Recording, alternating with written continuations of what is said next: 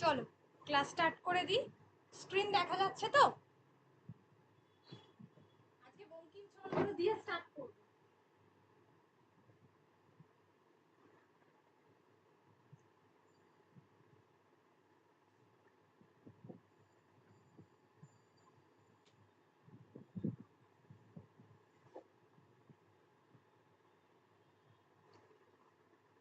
16 জুলাইয়ের পরে রায় তোমাদের পরেই যাবে, তো সুতরাং পড়াশোনা কিন্তু সবাই জোরদার করতে হবে পরে।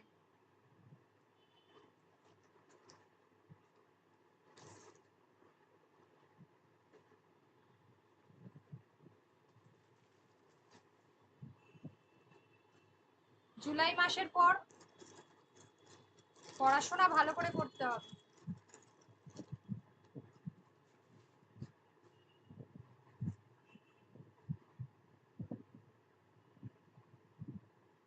আর এই সরকারের যে অবস্থা, বারবার চাকরি এরা দিতে চাইবে না, অথবা প্রচুর কড়াকড়ি করতে পারে, বিধি আনতে পারে, বিভিন্ন রকম রুলস আনতে পারে যাতে চাকরি না দিতে হয়।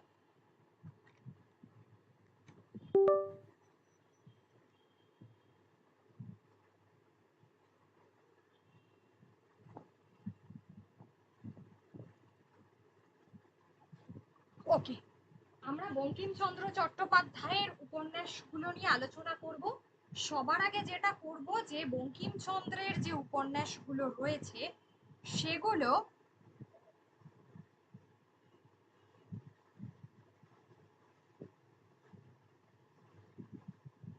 সেই উপন্যাসগুলো মূলত তিনি কাকে উৎসর্গ করেছেন।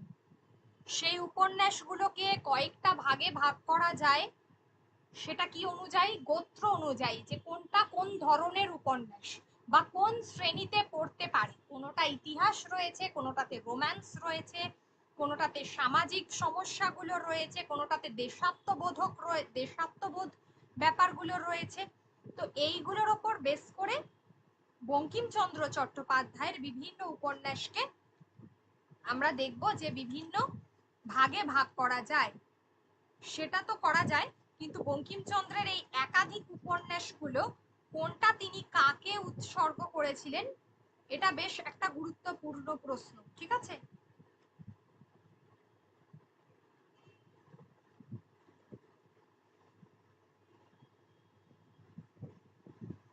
আচ্ছা, ওনার ফার্স্ট যে উপন্যাস আমরা দেখছি দুর্গেশ নন্দিনী। দেখো, প্রথম উপন্যাস দেখছি আমরা দুর্গেশ নন্দিনী, যেটা তিনি শ্যামাচরণ চট্টোপাধ্যায়কে উৎসর্গ করেন।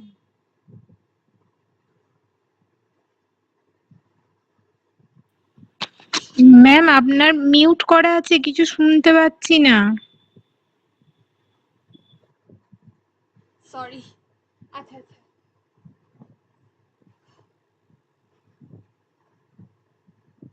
এবার শুনতে পাচ্ছ তো? ভুলে গেছি মিউটটা ঠিক। আচ্ছা আচ্ছা, চলো বঙ্কিমচন্দ্রের উপন্যাস আজকে আমরা আলোচনা করছি। বঙ্কিমচন্দ্রের উপন্যাসটাকে যদি আমরা কয়েকটি ভাগে ভাগ করি, তাহলে এটা বলতে পারি যে বঙ্কিমচন্দ্রের উপন্যাসগুলোকে প্রত্যেকটা এক একটা উপন্যাস এক এক ধরনের। কোনোটাতে ইতিহাস রয়েছে, কোনোটাতে ইতিহাস রোম্যান্স রয়েছে, কোনোটাতে সামাজিক সমস্যা আলোচিত হয়েছে, কোনোটাতে দেশাত্মবোধ আলোচিত হয়েছে, এইভাবে। ঠিক আছে? তো আমরা কোনটা কোন ধরনের উপন্যাস সেগুলো তো জানবো। সবার আগে এটা দিয়ে শুরু করব যে উপন্যাসগুলো তিনি কাকে লিখেছিলেন। উপন্যাসগুলো তিনি কাকে লিখেছিলেন, কাকে উৎসর্গ করেছিলেন। ঠিক আছে? তো ফার্স্ট যে উপন্যাস সেটা হচ্ছে দুর্গেশ নন্দিনী। দুর্গেশ নন্দিনী তিনি শ্যামাচরণ চট্টোপাধ্যায়কে উৎসর্গ করেছিলেন। দুর্গেশ নন্দিনী তিনি শ্যামাচরণ চট্টোপাধ্যায়কে উৎসর্গ করেছিলেন। মূলত তার যে উপন্যাস, বেশিরভাগ উপন্যাস তার বঙ্গদর্শন পত্রিকাতেই প্রকাশিত হয়েছিল। বেশিরভাগ উপন্যাস তার বঙ্গদর্শন পত্রিকাতে প্রকাশিত হয়েছিল। 1865 সালে তার উপন্যাস উপন্যাস লেখার যাত্রা শুরু বলা যেতে পারে। বাংলা সাহিত্যে তাকে প্রথম যথার্থ ঔপন্যাসিক বলা হয়। বাংলা সাহিত্যে প্রথম যথার্থ ঔপন্যাসিক বলা হয় বঙ্কিমচন্দ্র চট্টোপাধ্যায়কে।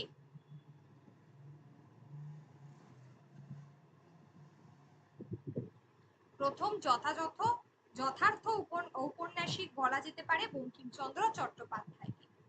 এবার তার লেখা দুর্গেশ নন্দিনী তিনি শ্যামাচরণ চট্টোপাধ্যায়কে উৎসর্গ করছেন। তার লেখা এই যে উপন্যাস দুর্গেশ নন্দিনী, মূলত দুর্গেশ নন্দিনী 1865 সালে লেখা, এবং তার লেখা যে উপন্যাসগুলো সেগুলোকে তিনটে ভাগে আমরা ভাগ করব। একটা হলো ইতিহাস এবং রোম্যান্স, একটা হচ্ছে পারিবারিক বা সামাজিক, আর একটা হচ্ছে তত্ত্ব নির্ভর এবং দেশাত্মবোধক। তত্ত্ব নির্ভর এবং দেশাত্মবোধক সবগুলোই আরো একবার করে বলবো।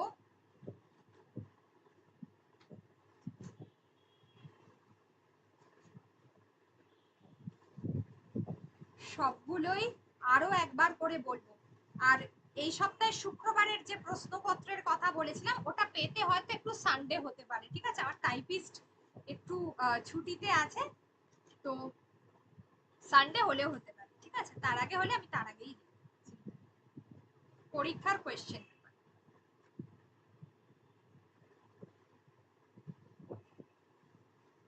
তাহলে বঙ্কিমচন্দ্রের উপন্যাসগুলোকে আমরা তিনটি শ্রেণীতে ভাগ করব। তাহলে প্রথমটা কি? প্রথমটা হচ্ছে ইতিহাস ও রোমান্স, তাই তো? আর যদি বলি দ্বিতীয়টা, তাহলে সামাজিক, পারিবারিক। প্রত্যেকটা বঙ্কিমচন্দ্রের অধিকাংশ উপন্যাসেরই কিন্তু সাল মনে রাখতে হবে। 3 নম্বরটা হচ্ছে, তবু যেগুলো সব থেকে বেশি মনে রাখতে হবে সেটা আমি বলে দেব, দেশাত্মবোধক ও তত্ত্ব নির্ভর। ওকে, এই তিনটে ভাগ। তাহলে দুর্গেশ নন্দিনী তিনি কাকে উৎসর্গ করছেন? শ্যামাচরণ চট্টোপাধ্যায়কে উৎসর্গ করছেন। আচ্ছা, প্রত্যেকটার আলাদা আলাদা ডিটেলটা আমি পরে বলছি। যেমন কপালকুণ্ডলা তিনি কাকে উৎসর্গ করছেন? সেটা হচ্ছে তার ভাই সঞ্জীব চন্দ্র চট্টোপাধ্যায়কে।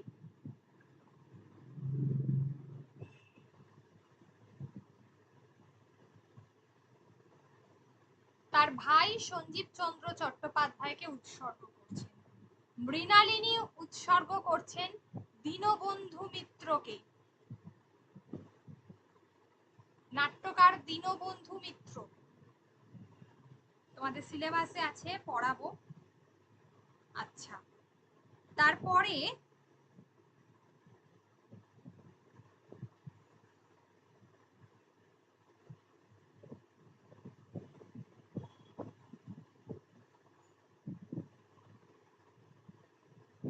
তারপরে হচ্ছে দেখো যেগুলো গুরুত্বপূর্ণ সেটা হচ্ছে মৃণালিনী বললাম, এরপরে বলছি যে চন্দ্রশেখর।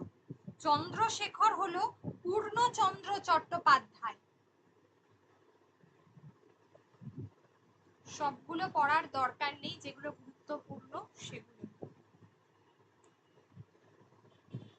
পূর্ণচন্দ্র চট্টোপাধ্যায়। আনন্দমঠ হলো দীনবন্ধু মিত্র। আনন্দমঠও কিন্তু দীনবন্ধু মিত্র। সীতারাম হলো রাজকৃষ্ণ মুখোপাধ্যায়। সীতারাম হচ্ছে রাজকৃষ্ণ মুখোপাধ্যায়।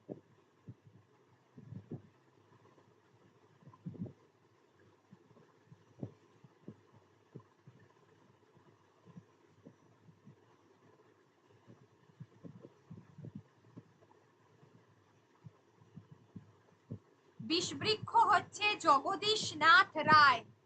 বিষবৃক্ষ হলো জগদীশ নাথ রায়, ঠিক আছে? জগদীশ নাথ রায়।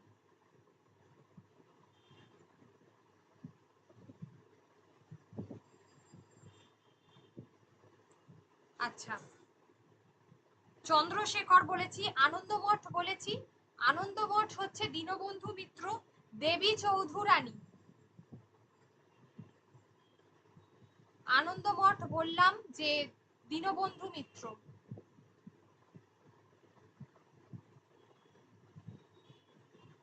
তাকে উৎসর্গ করেন। আর দেবী চৌধুরানী হচ্ছে যাদবচন্দ্র চট্টোপাধ্যায়। যাদবচন্দ্র চট্টোপাধ্যায়।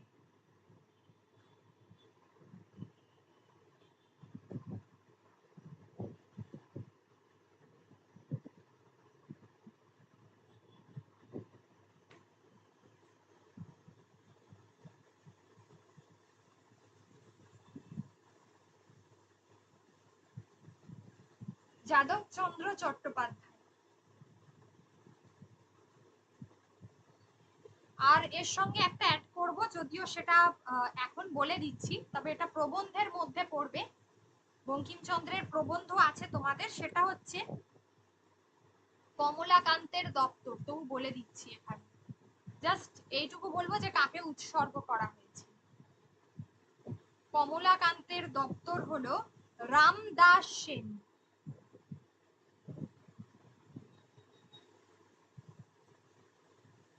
রামদাস সেন, ঠিক আছে। তাহলে দেখো সব কটা, যে কটা উৎসর্গ করা তার উপন্যাস, তার মোট যদি আমি বলি উপন্যাসের সংখ্যা কত, বঙ্কিমচন্দ্রের মোট উপন্যাসের সংখ্যা হচ্ছে 14টি। বঙ্কিমচন্দ্র চট্টোপাধ্যায়ের মোট উপন্যাসের সংখ্যা হচ্ছে 14টি।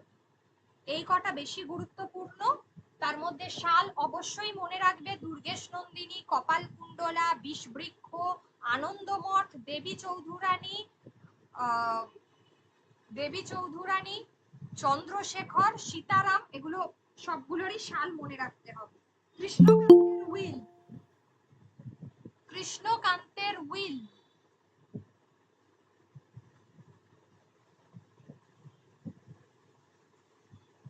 কৃষ্ণকান্তের উইল, এগুলো সবগুলোর সাল মনে রাখতে হবে, ঠিক আছে।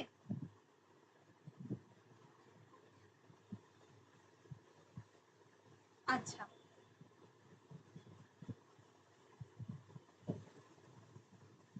আচ্ছা এবার বলবো দুর্গেশ নন্দিনীর সাল হচ্ছে 1865। এখানে তোমাদের দেওয়াই আছে দুর্গেশ নন্দিনী একটা ইতিহাসাশ্রিত রোম্যান্স, একটা ইতিহাসাশ্রিত রোম্যান্স যেটাকে বলা হয় দুর্গেশ নন্দিনী। তার গুরুত্বপূর্ণ যে চরিত্রগুলো রয়েছে সেগুলো পড়তে হবে, বিমলা, তারপরে ওসমান, ঠিক আছে। এছাড়া হচ্ছে দুর্গেশ নন্দিনী চরিত্রগুলো ভালো করে পড়তে হবে, সেটা হচ্ছে বিমলা যেটা বললাম, জগৎ সিংহ, তিলোত্তমা, আয়েশা। মূলত এই তিনটে চরিত্র সব থেকে গুরুত্বপূর্ণ।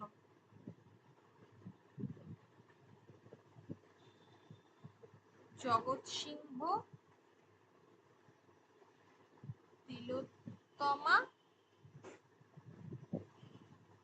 আর হলো আয়েশা। ওকে, এই তিনটে চরিত্র সব থেকে গুরুত্বপূর্ণ। এই উপন্যাসের সঙ্গে স্কটের, এই উপন্যাসের সঙ্গে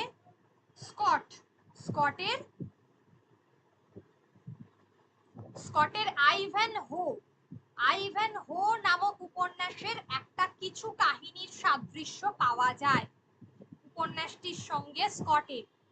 মূলত স্কটের সঙ্গে বঙ্কিমচন্দ্রের একটা তুলনা করা হয়, স্কটের আইভ্যান হো।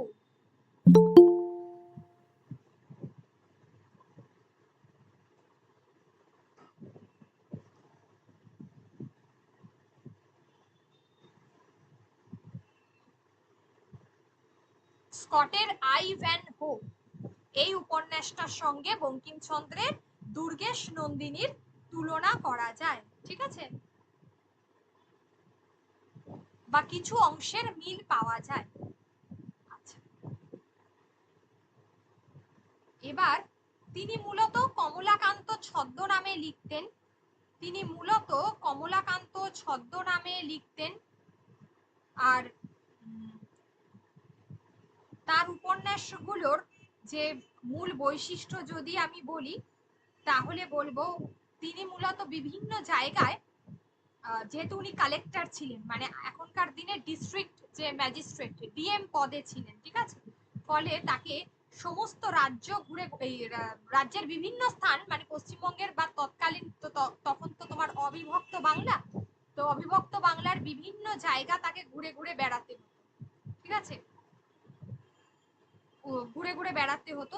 তো তিনি সেখানকার মানুষগুলোকে প্রত্যক্ষ করতেন এবং প্রত্যক্ষ করে তিনি কি করলেন, তার উপন্যাসে সেই প্রচুর চরিত্র তিনি দেখেছেন এবং মূলত সেই চরিত্রগুলোই তার উপন্যাসের মধ্যে স্থান পেয়েছে, সেই চরিত্রগুলোই তার উপন্যাসের মধ্যে স্থান পেয়েছে।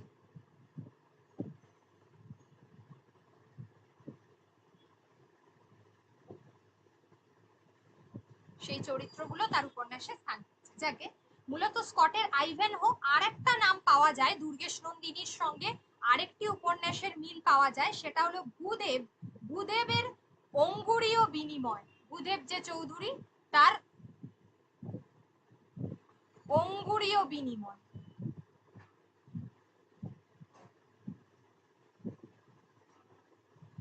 তাহলে সাল মনে রাখবে, কোন নাটকটার সঙ্গে এর তুলনা করছো সেটা মনে রাখবে, কোন নাটকটার সঙ্গে এর তুলনা করা হচ্ছে সেটা মনে রাখবে, ঠিক আছে, এই কাহিনীগুলোর সঙ্গে মিল আছে, ঠিক আছে।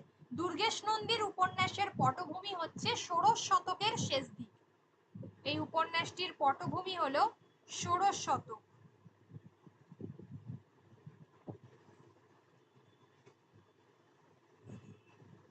ষোড়শ শতকের শেষ দিক।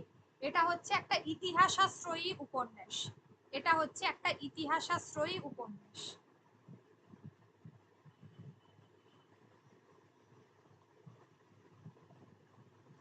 ঔপন্যাসিক হিসেবে বঙ্কিমচন্দ্র তার সামাজিক জীবনের বিভিন্ন সুখ দুঃখ আশা আকাঙ্ক্ষা এগুলো সব তুলে ধরেছেন এবং এগুলো তিনি তার চরিত্রের মধ্যে অবশ্যই তিনি তুলে ধরতে চেয়েছেন বা বারবার তুলে ধরেছেন বা সেইটা নিয়ে লিখেছেন, ঠিক আছে। আর একটা জিনিস বলার আছে যে তার যদি প্রথম চরিত্র সৃষ্টি আয়েশা হয়, আয়েশার যদি প্রতি তার একটা প্রথমে তোমার কি বলে একটা তার প্রথম পরীক্ষা হয় আয়েশা চরিত্র সৃষ্টিটা, তাহলে দ্বিতীয় পরীক্ষা তার হচ্ছে কপাল কুণ্ডলা। কপাল কুণ্ডলাতে তিনি যে রোম্যান্স, যে প্রকৃতির বর্ণনা, যে সমস্ত সৌন্দর্য বারবার তুলে ধরেছেন এবং এটা তুলতে গিয়ে যেটা বঙ্কিমচন্দ্র পাশ্চাত্যের অনেক তোমার কি বলে সাহায্য নিয়েছিলেন, ঠিক আছে, যেখান থেকে শেক্সপিয়ারের সাহায্য নিয়েছেন, বায়রন ওয়ার্ডসওয়ার্থ এবং কিটস এই প্রমুখদের প্রকৃতি চেতনার একটা কিন্তু তিনি তুলে ধরেছেন। এছাড়াও আমরা বলতে পারি সব থেকে যেটা গুরুত্বপূর্ণ এই কপালকুণ্ডলা চরিত্র, মানে কপালকুণ্ডলার এই চরিত্রটার সাথে অর্থাৎ কপালকুণ্ডলা চরিত্রের সাথে তিনি কি করেছেন না শেক্সপিয়ারের টেম্পেস্ট নাটকের মিরান্ডা এই চরিত্রটার ভীষণ মিল পাওয়া যায়। তার কারণ কেন মিল পাওয়া যায় এই কপালকুণ্ডলার, কারণ কপালকুণ্ডলা দেখবে যে অরণ্যে, মানে অরণ্য পালিতা কন্যা, তাই তো, অরণ্যে পালিতা হয়েছে, তো সেই জায়গা থেকেই বলা যেতে পারে এই জায়গাটা থেকে ভীষণ মিল পাওয়া যায়। তাহলে কি বলবো না টেম্পেস্ট, তোমাদেরকে তো করিয়েছি টেম্পেস্টের মিরান্ডা, ঠিক আছে, এই চরিত্রটার মিল পাওয়া যায়। শেক্সপিয়ার তোমাদেরকে করানো হয়েছে, তার মিল পাওয়া যায়। ওকে, আমি সোমা সমস্ত নোটস গুলো পেয়ে যাবে, ঠিক আছে, জাস্ট আমাকে একটা দুটো দিন দাও, আমি করে দেব।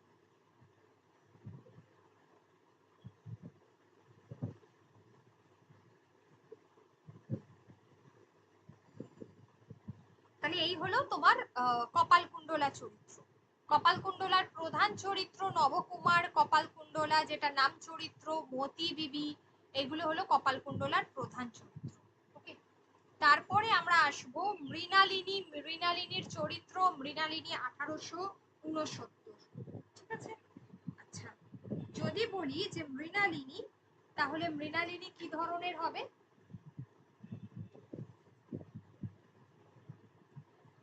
মৃণালিনী উপন্যাসে বঙ্কিমচন্দ্র যেটা তিনি আলোচনা করেছেন, মূলত মৃণালিনীতে তিনি ইতিহাসকে দেখিয়েছেন অবশ্যই। এছাড়া তিনি আর কি কি করেছেন না, বঙ্কিমচন্দ্র মৃণালিনীতে তিনি এই যে যে তোমার কপালকুণ্ডলা এবং যে দুর্গেশ নন্দিনী লিখেছেন, তার থেকে বোধহয় কোথাও একটু তিনি সরে গিয়ে প্রথমবারের জন্য তিনি মৃণালিনী লিখেছেন, ঠিক আছে। কিন্তু মৃণালিনী ততটা সার্থক হয়নি যতটা কপালকুণ্ডলা সার্থক হয়েছে। মৃণালিনী ততটা সার্থক হয়নি যতটা কপালকুণ্ডলা সার্থক হয়েছে। এক কথায় বলা যেতে পারে বঙ্কিমচন্দ্র এমনই একজন ঔপন্যাসিক যার আগে এবং পরে, বলা যেতে পারে বঙ্কিমচন্দ্রের পরে একেবারে যদি আমরা দেখি তাহলে রবীন্দ্রনাথ ঠাকুরই হচ্ছে সেইভাবে শ্রেষ্ঠ, এবং বারবার আমরা সেটাই পড়ে থাকি। তাহলে মৃণালিনী রোম্যান্স এবং ইতিহাসের দিক থেকে, যুগলাঙ্গুরীয় সেটাও তাই, চন্দ্রশেখর, রাজসিংহ, সীতারাম, এই প্রত্যেকটাই, ঠিক আছে। প্রত্যেকটার সাল কিন্তু গুরুত্বপূর্ণ, প্রত্যেকটার সাল হচ্ছে গুরুত্বপূর্ণ। এবার কথায় আসতে পারে যে বঙ্কিমচন্দ্র চট্টোপাধ্যায়ের প্রথম উপন্যাস কি দুর্গেশ নন্দিনী? না, তার প্রথম উপন্যাস ছিল ইংরাজি ভাষায় লেখা, উপন্যাসটির নাম ছিল রাজমোহনস ওয়াইফ। তার প্রথম উপন্যাসের নাম ছিল, তার প্রথম উপন্যাসের নাম ছিল রাজমোহনস ওয়াইফ, যেটা কিনা তিনি কি করেছিলেন, রাজমোহনস ওয়াইফ, যেটা ইংরাজি ভাষায় লেখা।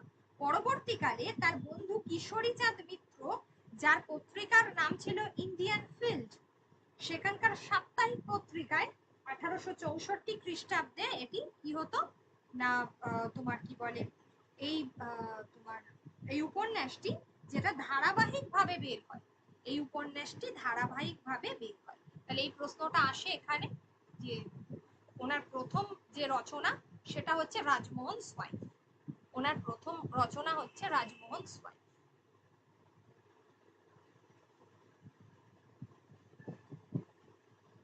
কিন্তু কেন এটাকে বলা হয় না প্রথম রচনা, কেন আমরা বেশিরভাগ ক্ষেত্রেই বলি যে দুর্গেশ নন্দিনী, কারণ রাজমোহন ওয়াইফ ছিল ইংরাজি ভাষায়,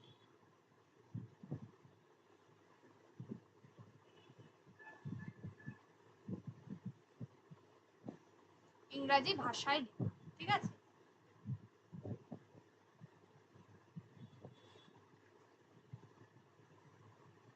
আর রাজমোহন ওয়াইফ কি হচ্ছে পরবর্তীকালে কিশোরী চাঁদ মিত্র, কিশোরী চাঁদ মিত্র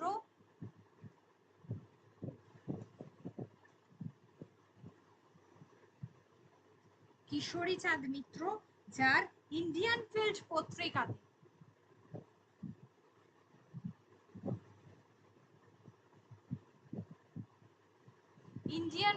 ইন্ডিয়ান ফিল্ড এই পত্রিকায়, এটা একটা সাপ্তাহিক পত্রিকা,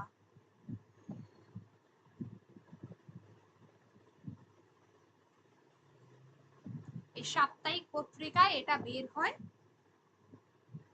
সাপ্তাহিক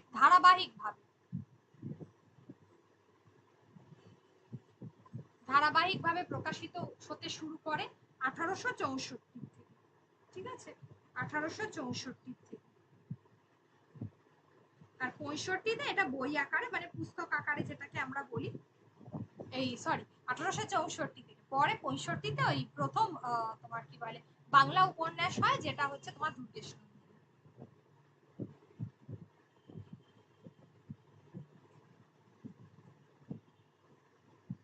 মৃণালিনী একটা ঐতিহাসিক উপন্যাস, তার কারণ মৃণালিনীতে তুর্কি সেনাপতি যে ইখতিয়ার উদ্দিন বিন বখতিয়ার খিলজি 1202, যিনি বাংলা আক্রমণ করলেন, ঠিক আছে, এই ঘটনাটা কিন্তু এখানে লেখা আছে। ইখতিয়ার উদ্দিন বিন বখতিয়ার খিলজি, এই ঘটনাটা কিন্তু এখানে লেখা আছে। তিনি 1202 যখন বাংলা আক্রমণ করছেন, সেই সময় বাংলার পটভূমিতে ঘটনাটা লেখা হয়েছে। রাজপুত্র হেমচন্দ্র এবং মৃণালিনী, এই দুজনের প্রেম কাহিনীকে কেন্দ্র করে এটা গড়ে উঠেছে। রাজপুত্র হেমচন্দ্র, ঠিক আছে, রাজপুত্র হেমচন্দ্র এবং মৃণালিনী, আছে তো। রাজপুত্র, হেমচন্দ্র আর মৃণালিনী, এদের দুজনের কাহিনীকে কেন্দ্র করে গড়ে উঠেছে।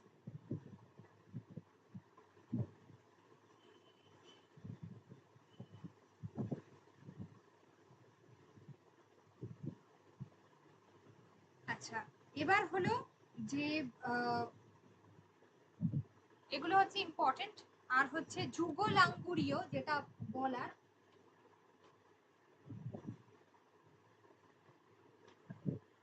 যুগলাঙ্গুরীয় যদি আমরা এটা বলি, যুগলাঙ্গুরীয় ক্ষেত্রে সব থেকে গুরুত্বপূর্ণ হচ্ছে যে যুগলাঙ্গুরীয় সেভাবে গুরুত্বপূর্ণ না হলেও উপন্যাসটি ঐতিহাসিকতার একটা প্রাধান্য রয়েছে, ইতিহাসের প্রাধান্য রয়েছে, সেই জন্য যুগলাঙ্গুরীয় গুরুত্বপূর্ণ। এছাড়া সেরকম তার কোনো গুরুত্বপূর্ণ বিষয় নেই। আর চন্দ্রশেখর গুরুত্বপূর্ণ, কারণ চন্দ্রশেখরে মূলত, যেখানে চন্দ্রশেখর প্রতাপ শৈবলিনী, এই যে প্রতাপ শৈবলিনী এবং তার পাশাপাশি একটা একটা আমরা যেটাকে বলি যে একটা সহকাহিনী যেটাকে অ্যাড করা হয়েছে, যেটা হচ্ছে মীর কাসিম এবং দলনী বেগম, যেটা ইতিহাস রয়েছে এই কাহিনীটা। প্রতাপ শৈবলিনীর বাল্য প্রণয় ব্যর্থ হয়েছে, তার কারণ শৈবলিনীর সাথে চন্দ্রশেখরের বিবাহ হয়েছে, যেটা এই যে একটা ত্রিকোণ প্রেম, প্রতাপ, শৈবলিনী এবং চন্দ্রশেখর, এই তিনজনের কাহিনী উপন্যাসে প্রধান হয়ে উঠেছে। আর একটা সহ কাহিনী রয়েছে যেটা হচ্ছে মীর কাসেম এবং দলনী বেগমের। এইটা বঙ্কিমচন্দ্রের উপন্যাসের হাত ধরে পরবর্তীকালে বাংলা সাহিত্যে প্রচুর এরকম তোমার কি বলে কাহিনী দেখা গেছে, কিন্তু এই সহ কাহিনী আসার বিষয়টা কিন্তু অনেকটাই মানে সার্থকতা লাভ করেছে বঙ্কিমচন্দ্রের হাত ধরে, যে দুটো কাহিনী ভীষণভাবে একই গতিতে নিয়ে যাওয়া। অনেক সময় কি হয় যে উপন্যাসটা ভালো, কিন্তু প্রধান কাহিনী যত বেশি তোমার কি বলে যেমন ভাবে গেছে, সহ কাহিনী অতটা মানে গুরুত্বপূর্ণ হয়ে ওঠেনি। ঠিক যেমনটা আমরা দেখতে পাই পরবর্তীকালে কোন উপন্যাসে বলতো, পুতুল নাচের ইতিকথা, সেখানেও কিন্তু সহ কাহিনী খুব সুন্দরভাবে এগিয়েছে। সেখানেও কিন্তু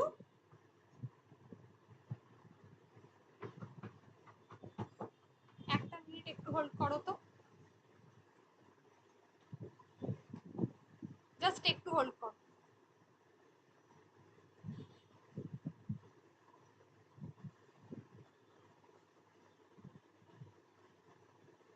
শোনা যাচ্ছে? ওকে, চলো বলছি। যেটা বললাম যে তোমার কি বলে, কি যেন বলছিলাম। আচ্ছা, কি বলছিলাম বলো তো জায়গাটা, এক মিনিট।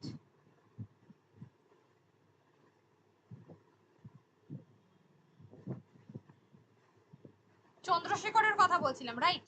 হ্যাঁ, সহকাহিনীর বিষয়টা, হ্যাঁ, যেটা হচ্ছে পুতুল নাচের ইতিকথাতে আমরা কিন্তু এই ধরনের সার্থক একটা সহকাহিনী কিন্তু আমরা দেখতে পাচ্ছি, মানে মূল ঘটনার সঙ্গে আরেকটা ঘটনা যেটা যুক্ত করা হয়েছে, এবং দুটো কাহিনী বেশ সমান গুরুত্ব লাভ করেছে উপন্যাসে, বা কোনো চরিত্রকেই কম গুরুত্বপূর্ণ বলা যায় না।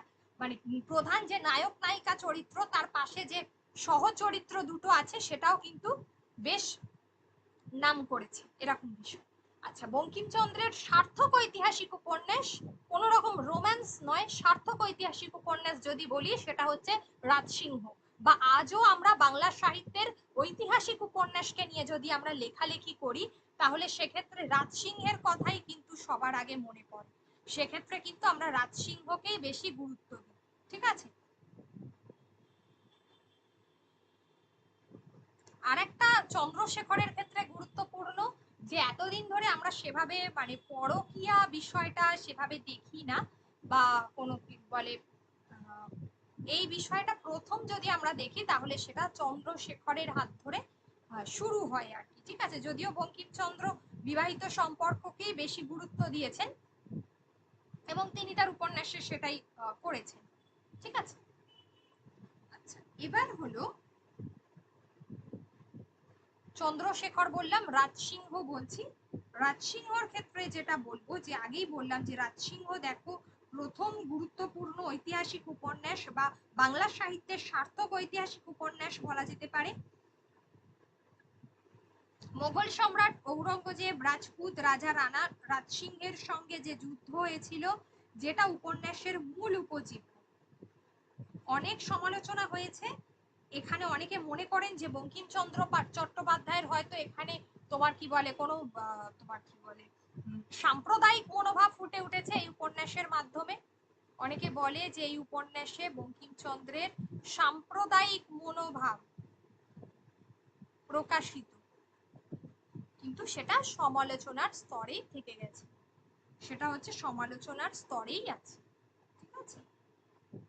আর এক্ষেত্রে এই ঐতিহাসিক উপন্যাস এবং বলা যেতে পারে বঙ্কিমচন্দ্রের শেষ উপন্যাস সেটা হচ্ছে সীতারাম।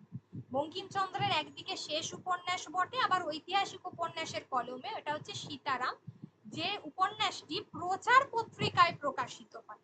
এই উপন্যাসটি প্রচার পত্রিকায় আমরা দেখি যে বঙ্কিমচন্দ্রের অধিকাংশ উপন্যাস বলেই দিয়েছি বঙ্গদর্শনে প্রকাশিত হতো, একমাত্র সীতারাম উপন্যাস মানে একটু আলাদা, এটা প্রচার পত্রিকায় উপন্যাস প্রকাশিত হয়, যেটা 1887 সালে গ্রন্থাকারে প্রকাশিত হয়েছিল।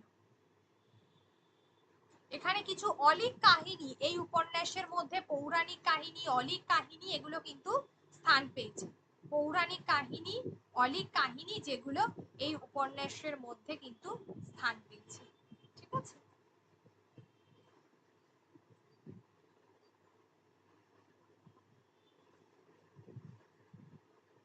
আচ্ছা, এই জায়গায় এইটুকু বললাম। এবারে আসি আমরা ওনার সামাজিক উপন্যাসের। আচ্ছা, এবার কি কি ইম্পর্টেন্ট কোয়েশ্চেন সেগুলো আমি একা করে ডিসকাস করছি, যেহেতু উপন্যাসগুলো আগে বলে দিচ্ছি। তোমরা বরং তোমাদের দিক থেকে যদি ইতিহাস মানে ঐতিহাসিক উপন্যাসের কোনো কারোর যদি কোনো কোয়েশ্চেন থাকে সেটা আমাকে জিজ্ঞাসা করতে পারো। ঐতিহাসিক ইতিহাস মানে উপন্যাস সংক্রান্ত যদি কারোর কোনো প্রশ্ন থেকে থাকে অবশ্যই জিজ্ঞাসা করতে পারো।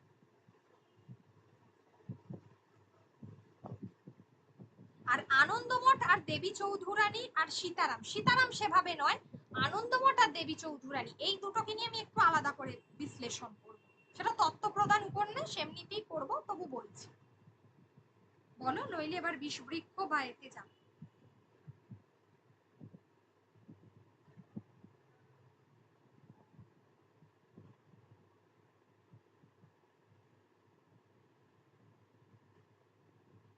আচ্ছা, তাহলে এবারে যাই বিষবৃক্ষতে। বিষবৃক্ষ বঙ্গদর্শন পত্রিকা 1873-এ প্রকাশিত হচ্ছে, নিঃসন্দেহে, ঠিক আছে। আচ্ছা, এটার কিন্তু অবশ্যই গুরুত্বপূর্ণ উপন্যাস বিষবৃক্ষ, তাই এর সাল কিন্তু মনে রাখতে হবে। এটা বঙ্কিমচন্দ্রের গুরুত্বপূর্ণ উপন্যাস, চতুর্থ বাংলা উপন্যাস, এবং বিষবৃক্ষ, কৃষ্ণকান্তের উইল, রজনী এগুলো একেবারে গার্হস্থ্য ধর্মী উপন্যাস, ঠিক আছে। যেখানে সমসাময়িক বাংলা হিন্দু সমাজের যে জটিলতা, বিধবা বিবাহ, তারপরে তোমার কি বলে বহু বিবাহ, এই বিষয়গুলো কিন্তু উঠে এসেছে। এই উপন্যাসের পটভূমি ছিল বিধবা বিবাহ। নায়িকা যে কুন্দনন্দিনী সে কিন্তু বিধবা, ঠিক আছে, পরবর্তীকালে তার আবার বিবাহ হয়। এবং এক্ষেত্রে জমিদার যে নগেন্দ্রনাথ দত্ত, জমিদার নগেন্দ্রনাথ, কুন্দনন্দিনী সূর্যমুখী, নগেন্দ্রনাথের আগের স্ত্রী সূর্যমুখী, এবং পরবর্তীকালে তারাচরণের সঙ্গে কিন্তু আমরা দেখছি এই তোমার তার ভাই তারাচরণের সাথে কুন্দনন্দিনীর বিবাহ হচ্ছে, তিনি বিধবা হচ্ছেন, পরবর্তীকালে আবার নগেন্দ্রনাথ তাকে বিবাহ করছে। এই হীরাটা ছিল সেই বাড়ির একজন যে কাজ করে আর কি, মেড সার্ভেন্ট, ঠিক আছে। তো এই ধরনের বিভিন্ন ঘটনা, এবং এই ঘটনাকে নিয়ে আমরা কোথাও দেখছি নগেন্দ্রর প্রতি কুন্দ কোথাও অনুরক্ত হয়ে পড়ছে, ঠিক আছে, এবং তারাচরণের মৃত্যু হচ্ছে, এই সমস্ত বিষয়। এবং সূর্যমুখী যে তার কমল যে তোমার মণি, যে হচ্ছে তোমার অ্যাকচুয়ালি ননদ হয়, ঠিক আছে, যাকে সূর্যমুখী পত্র লিখছে, এই ধরনের ছোট ছোট ঘটনা মোটামুটি আমাদের সামাজিক যে ঘটনাগুলো হয়ে থাকে সেই সমস্ত ঘটনা বিষবৃক্ষ থেকে আমরা পাই। এবং বিষবৃক্ষ সেই অর্থে একটা সার্থক উপন্যাস বলা যেতে পারে, সার্থক সামাজিক উপন্যাস বলা যেতে পারে বিষবৃক্ষ, অবশ্যই সার্থক সামাজিক উপন্যাস বলা যেতে পারে, ঠিক আছে।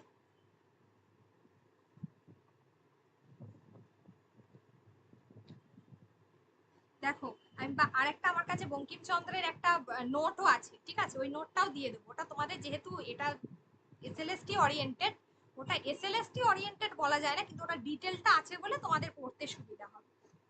করে রাখবে, খুব বড় নয় কিন্তু ওটা একটু ডিটেলসে আছে, তোমাদের পড়তে মানে যদি প্রশ্ন খুব ভেতর থেকে ওইরকম ভাবে দেবে না, কিন্তু যদি খুব চরিত্র নির্ভর দেয় গল্পগুলো জানতে চাও তাহলে ছোট ছোট ছোট করে ওটা জেনে নিতে পারো। বিষবৃক্ষ বললাম যে বাংলা সাহিত্যের চতুর্থ বাংলা উপন্যাস, মানে বঙ্কিমচন্দ্রের চতুর্থ বাংলা উপন্যাস এবং প্রথম সামাজিক উপন্যাস। প্রথমে এটি বঙ্গদর্শনে প্রকাশিত হয়, পরবর্তীকালে বঙ্গদর্শনেই প্রকাশিত হয়েছিল প্রথমে, তারপরে এটা পুস্তক আকারে প্রকাশিত, ঠিক আছে। বঙ্কিমচন্দ্রের জীবিত থাকা কালীনই এটা প্রায় অষ্টম সংস্করণ, এতটাই সমাজে এটা প্রভাব ফেলেছিল, প্রায় অষ্টম সংস্করণ অবধি কিন্তু এই উপন্যাসটি প্রকাশিত হয়েছিল। এবং বলা যেতে পারে বিষবৃক্ষ এতটাই, এই যে দুটো সমস্যা, বিষবৃক্ষর মূল সমস্যা কি ছিল? বিধবা বিবাহ আর বহু বিবাহ, বিধবা বিবাহ আর বহু বিবাহ। বিষবৃক্ষর দুটো মূল সমস্যা হচ্ছে বিধবা বিবাহ, বহু বিবাহ।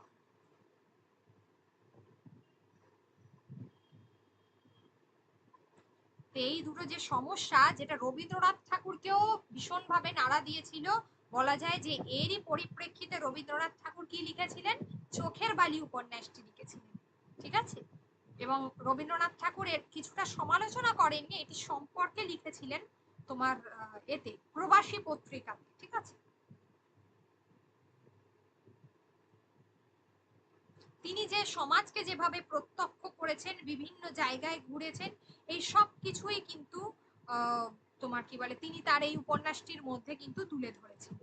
আর এবার যদি বলো যে তাহলে বিষবৃক্ষ আর কৃষ্ণকান্তের উইল, ঠিক আছে, এটা কৃষ্ণকান্ত হবে। কৃষ্ণকান্তের উইল দুটোই তো সেম, মানে একই ধরনের ঘটনা, ওখানেও তো বিধবা, তার পরকে এই সমস্ত সম্পর্কে জড়ানো, এগুলোই তো রয়েছে। গোবিন্দলালের তোমার কি বলে রোহিণীর প্রতি যে তোমার কি বলে অনুরক্ত হওয়া, এগুলোই তো ছিল না। অবশ্যই দুটোর বিষয় বিষয় উদ্দেশ্যর দিক থেকে মনে হতে পারে যে একরকম, কিন্তু একটা বিষয় আলাদা আছে। তার কারণ বিষবৃক্ষকে আমরা একটা উপকাহিনী, যেটা সহকাহিনী বা উপকাহিনী বলি, সেটা আমরা কিন্তু সেইভাবে কৃষ্ণকান্তের উইলে দেখতে পাই না, যেটা আমরা বিষবৃক্ষতে দেখতে পাই। আর বিষবৃক্ষতে দেখতে পাই ট্র্যাজিক হলেও বিষবৃক্ষতে কিন্তু শেষে নগেন্দ্রনাথ এবং সূর্যমুখী এই দুজনের মধ্যে কিন্তু মিল হয়ে শেষ হয়েছে, কিন্তু কৃষ্ণকান্তের উইলে নায়ক নায়িকার মধ্যে বিচ্ছেদ ঘটে গেছে, যেখানে গোবিন্দলাল এবং রোহিণীর বিয়ে হয়নি, তাদের সম্পর্ক যেমন প্রাধান্য পায়নি, আবার সেই অর্থে গোবিন্দলাল আর ভ্রমরের সম্পর্কটাও কিন্তু শেষ অবধি টেকেনি।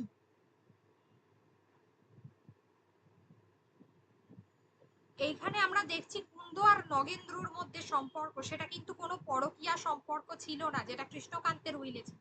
এইটা আইনসঙ্গত সম্পর্ক ছিল, এবং যেটা তোমার কি বলে সূর্যমুখী নিজে দাঁড়িয়ে থেকে উদ্যোগ নিয়ে তিনি বিবাহ দিয়েছিলেন, ঠিক আছে, যেগুলো আমরা কৃষ্ণকান্তের উইলের মধ্যে দেখতে পাই না। তাই জন্য যদি বলো আপাত দৃষ্টিতে দুটোর মধ্যে একই রকম হলেও দুটোর বিষয়বস্তু কিন্তু আলাদা আছে, ঠিক আছে। তাহলে বিষবৃক্ষ আর কৃষ্ণকান্তের উইল কিন্তু কিছুটা হলেও আলাদা আছে।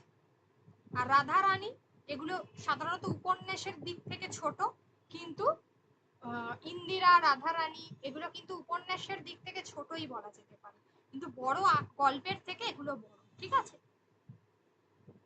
আর বঙ্কিমচন্দ্রের আরেকটি গুরুত্বপূর্ণ উপন্যাস হচ্ছে যেটা, সেটা হচ্ছে এই এই সেই জন্য এই যে যেগুলো এই রাধারানী এবং ইন্দিরা, ইন্দিরাকে কি বলা হয়? অনু উপন্যাস বলা হয়।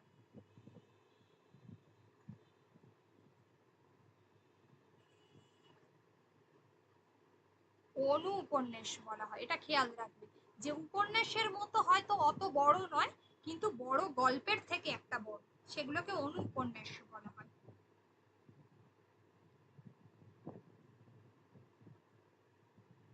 রজনী বঙ্কিমচন্দ্রের অন্যতম গুরুত্বপূর্ণ উপন্যাস, একটা মনস্তত্ত্ব রয়েছে এই উপন্যাসটির সঙ্গে। ইংরাজি সাহিত্যের দুটো উপন্যাসের সব থেকে গুরুত্বপূর্ণ মিল রয়েছে। একটা লিটেন রচিত the last days of Pompeii, এই উপন্যাসের যে মিদিয়ার চরিত্র কানাফুলওয়ালি, মিদিয়ার চরিত্রের সঙ্গে মিল পাওয়া যায় যেমন, আর একটা হলো the last days of Pompeii, এই চরিত্রটার একটা মিল পাওয়া যায় রজনী 1877 সালে।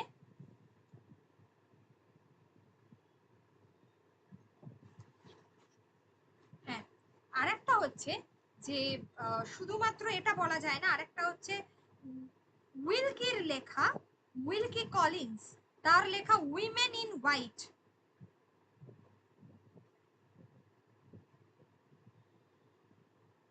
কেন বলতো এটা পাওয়া যায়, উইমেন ইন হোয়াইটসটা কেন বলা হয়েছে?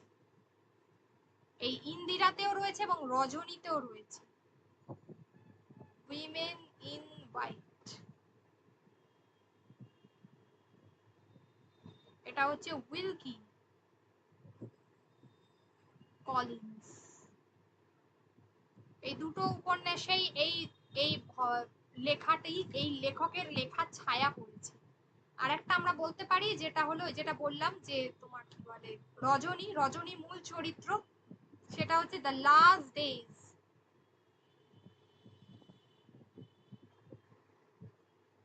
Of Pompeii, the last days of Pompeii. এটার গুরুত্বপূর্ণ চরিত্র হচ্ছে নিদিয়ার চরিত্র।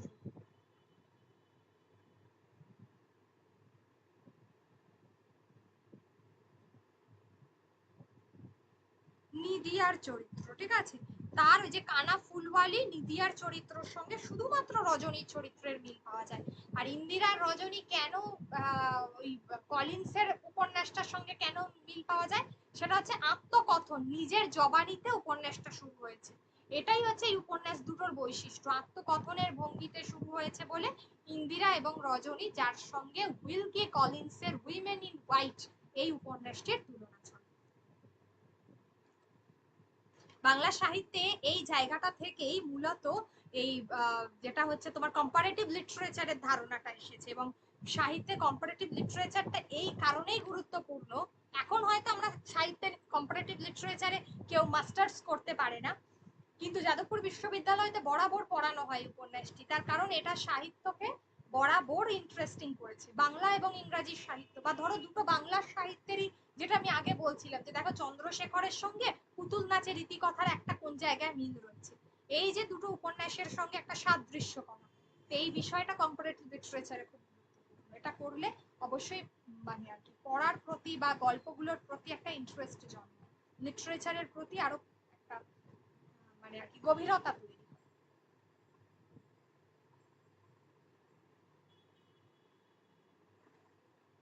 আচ্ছা, এবার হলো আচ্ছা, এবারে যেটা বলার সেটা হচ্ছে ছোট্ট করে বলবো, যেটা রাধারানী, এটা তো বললাম লিটানের, তাহলে ওই চরিত্রটা খুব গুরুত্বপূর্ণ, এটা মনস্তত্ত্ব রয়েছে।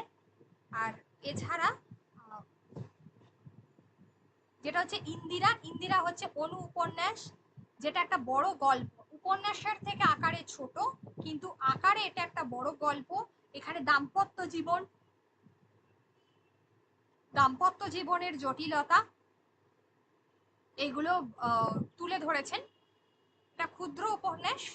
আর রাধারানীতেও সেরকম জীবনের কোনো বড় কোনো সমস্যা দেখা যায় না, নিছকই একটা প্রেমের কাহিনী, বাংলাদেশের সামাজিক ভিত্তির ওপর লেখা হয়েছে, সেই কারণে দুটো উপন্যাস গুরুত্বপূর্ণ, এই ইন্দিরা আর রাধারানী। ঠিক আছে, এবারে আসবো তত্ত্ব প্রধান উপন্যাস। তত্ত্ব প্রধান উপন্যাস কোনটা? আনন্দমঠ, আর একটা হচ্ছে আনন্দমঠ আর দেবী চৌধুরানী। এই দুটো উপন্যাস, আনন্দমঠ আর দেবী চৌধুরানী, এই দুটো উপন্যাসের মধ্যে আমরা পোঁতে, পোঁতে হচ্ছে একজন নামকরা পজিটিভিস্ট,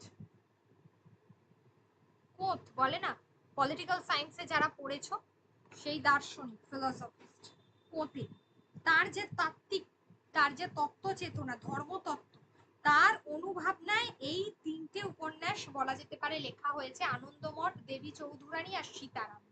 তার মধ্যে সীতারাম অত বেশি নাম করেনি, পোঁতে আনন্দমঠ এবং দেবী চৌধুরানী এটা বেশি নাম করেছে।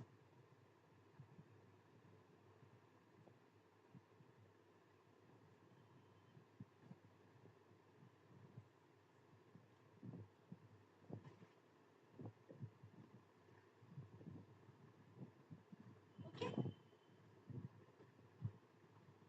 এই হচ্ছে। আর বঙ্গদর্শন ছাড়াও আমি বলেই দিয়েছিলাম বঙ্কিমচন্দ্র আরো যে দুটো পত্র পত্রিকার সঙ্গে যুক্ত ছিলেন, একটা নবজীবন, একটা হচ্ছে প্রচার। একটা হলো নবজীবন, একটা হচ্ছে প্রচার। তাহলে ভালো করে পড়বে প্রত্যেকটা সালগুলো। রজনী উপন্যাস কোন বিদেশি রচনার দ্বারা প্রভাবিত হয়েছে সেইটা। The last days of Pompeii লিটনের লেখা। লিটন, এটা কিন্তু বাংলাদেশের ক্রিকেট খেলোয়াড় নয়, হ্যাঁ, লিটন দাস ভেবে ফেলো না, কিন্তু নামটা মনে রেখো, তাহলে ব্যাপারটা দাঁড়াবে।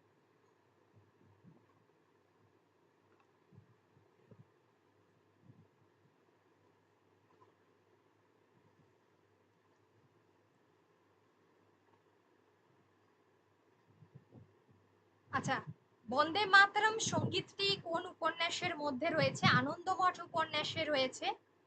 ওয়াল্টার স্কটের সঙ্গে কার তুলনা করা হয়? বঙ্কিমচন্দ্র চট্টোপাধ্যায়ের তুলনা করা হয়। রাজমোহনস ওয়াইফ, এটা সম্পর্কে বলেছি। একটা কথা বলবো, রাজমোহনস ওয়াইফ তিনি শচীন্দ্রনাথ চট্টোপাধ্যায় পরবর্তীকালে, যেহেতু এটা ইংরাজিতে লেখা, শচীন্দ্রনাথ চট্টোপাধ্যায় যেটা তিনি বাড়ি বাহিনী নামে পরবর্তীকালে তিনি কি করেছিলেন, বাংলায় লিখেছিলেন বাড়ি বাহিনী।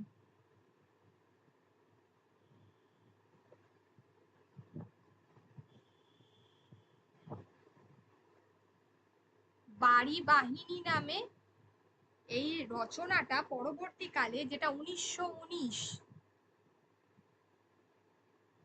এই সালে কে করেছিলেন না, বঙ্কিমচন্দ্রের ভাইপো, ভ্রাতুষ্পুত্র, ভাইয়ের ছেলে শচীন্দ্রনাথ চট্টোপাধ্যায়।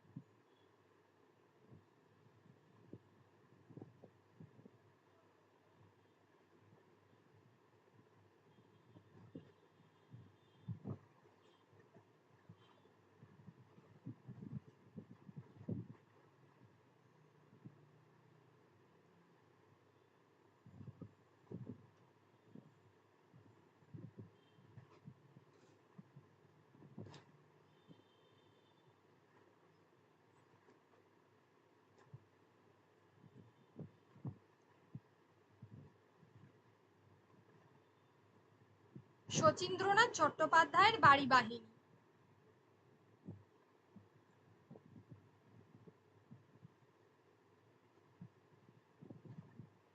আচ্ছা, ব্যাস এগুলো ভালো করে পড়বে।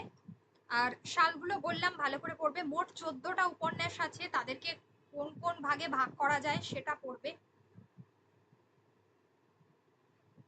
দেবী চৌধুরানী তো জানো যে সেই সময় দেবী চৌধুরানী তোমার কি বলে, অবশ্যই ঐতিহাসিক প্রেক্ষাপটে লেখা হয়েছিল দেবী চৌধুরানী। আর আনন্দমঠও বটে। একদম একটা তত্ত্ব দেশাত্মবোধক উপন্যাস। সন্ন্যাসী বিদ্রোহ এবং 76-এর মন্বন্তর, এই দুটো আনন্দমঠের প্রধান কাহিনী ছিল। আনন্দমঠের প্রধান কাহিনী ছিল সন্ন্যাসী বিদ্রোহ, আর একটা হচ্ছে 76-এর মন্বন্তর। ঠিক আছে।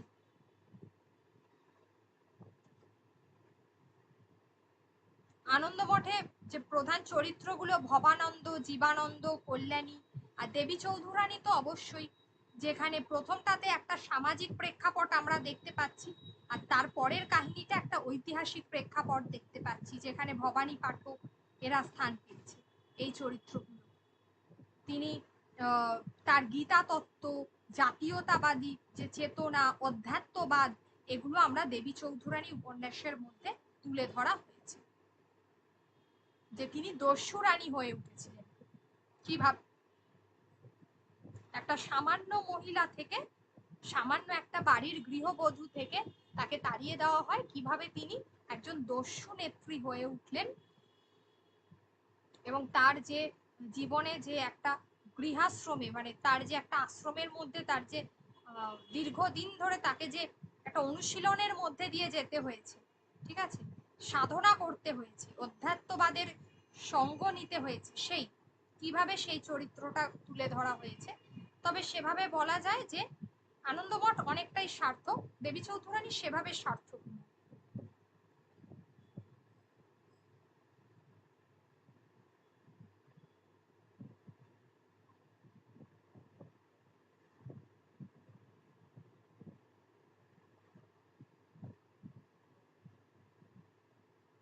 দুর্গেশ নন্দিনীর উপসংহার লিখেছিলেন, দুর্গেশ নন্দিনী উপন্যাসের উপসংহার লিখেছিলেন দামোদর মুখোপাধ্যায়, যার নাম ছিল নবাব নন্দিনী।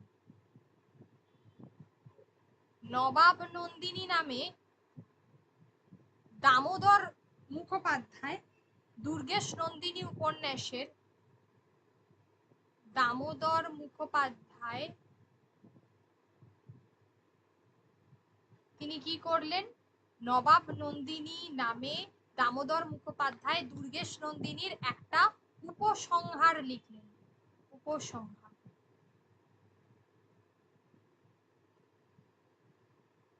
উপসংহার লিখলেন। চরিত্র সবগুলোর বলেছি।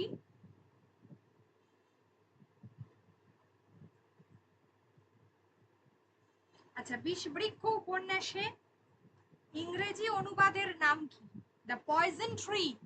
বিষবৃক্ষ উপন্যাসের ইংরাজি অনুবাদ কি?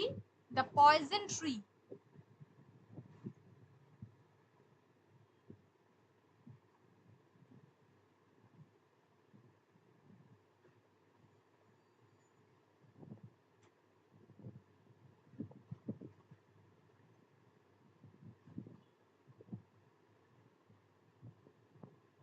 রবীন্দ্রনাথ ঠাকুর এই রাজসিংহ উপন্যাসের সমালোচনা করেছিলেন সাধনা পত্রিকাতে।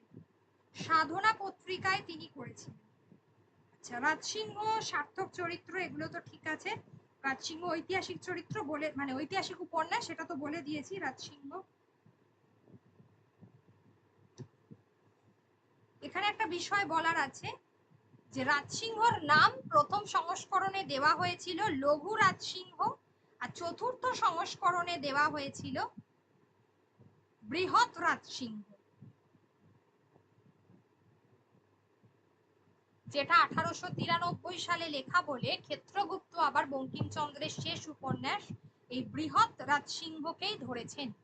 তাহলে রাজসিংহ মূল উপন্যাসটার নাম, যদিও বলছে যে প্রথম সংস্করণের নাম ছিল লঘু রাজসিংহ। প্রথম সংস্করণ, প্রথম যখন বেরোয়।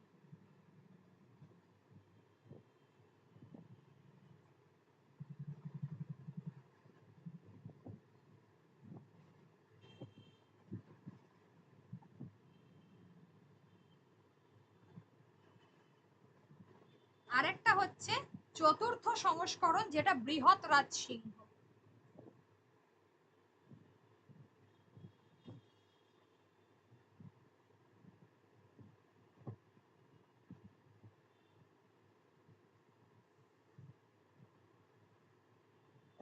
বৃহৎ রাজসিংহ।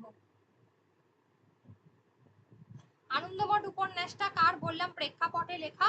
সন্ন্যাসী বিদ্রোহ এবং 76-এর মন্বন্তর। 76-এর মন্বন্তর।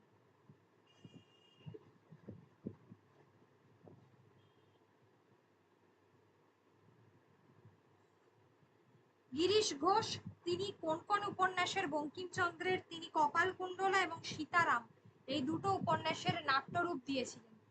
অভিনেতা নাট্যকার গিরিশ ঘোষ, যিনি বঙ্কিমচন্দ্রের সীতারাম এবং কপালকুণ্ডলা এই দুটো নাটকের নাট্যরূপ দিয়েছিলেন।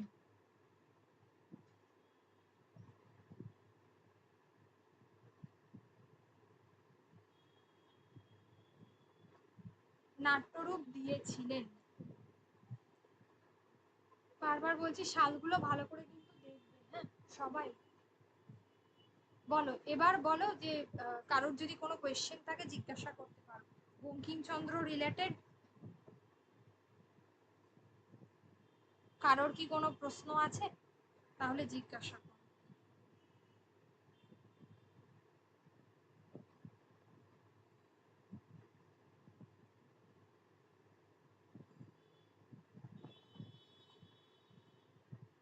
বঙ্কিমচন্দ্রের উৎসর্গকৃত উপন্যাসগুলো নিয়েও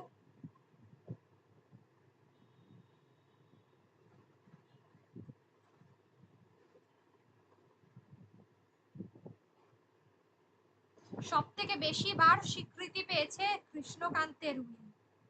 বঙ্কিমচন্দ্রের সব থেকে বেশি ভাগ মানে তোমার স্বীকৃতি পেয়েছে যে উপন্যাসটি, সেটা হচ্ছে কৃষ্ণকান্তের গুণ।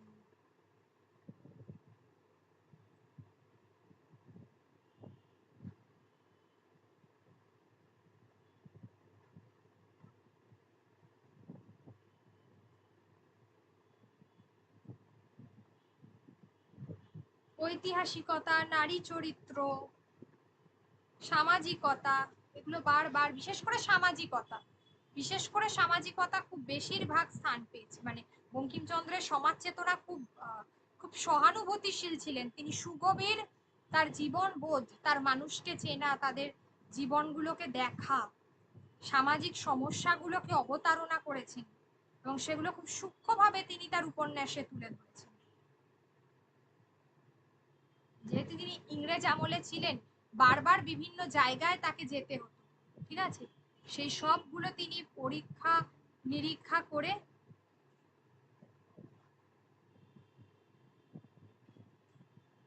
তিনি। ম্যাম, হ্যাঁ বল।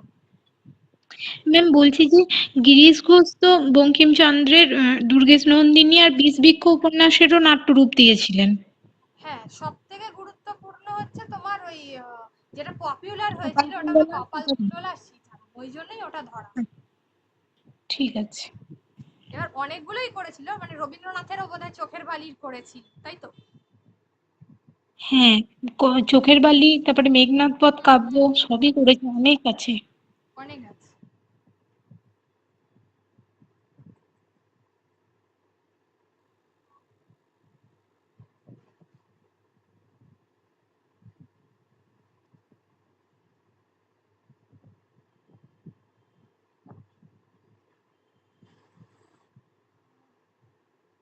আচ্ছা, বঙ্কিমচন্দ্র নিয়ে আর কোনো সমস্যা নেই তো কারো?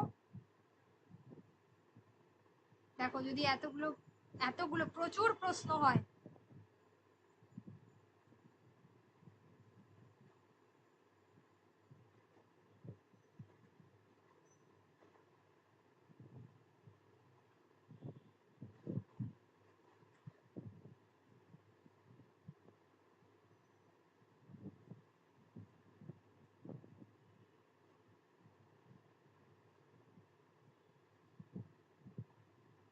ঠিক আছে, চলো এবার একটু বাক্যটা পড়িয়ে দিই। আজকে বাক্য।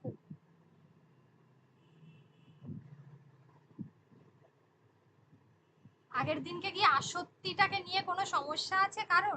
তোমাদের নোটগুলো পাঠাতে হবে, মানে নোট তো পাঠিয়েছি, প্র্যাকটিস সেটগুলো পাঠানো হচ্ছে না, দিয়ে দিতে হবে প্র্যাকটিস সেট, এই উইকে সব দিয়ে দেবো। কারক আর এগুলো। আসক্তি আর তোমার কি বলে আকাঙ্ক্ষা, আর হচ্ছে তিনটে নিয়ে কারোর কোনো সমস্যা আছে?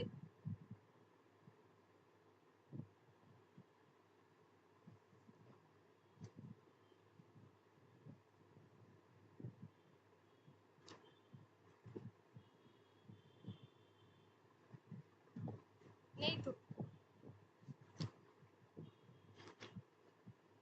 যোগ্যতা।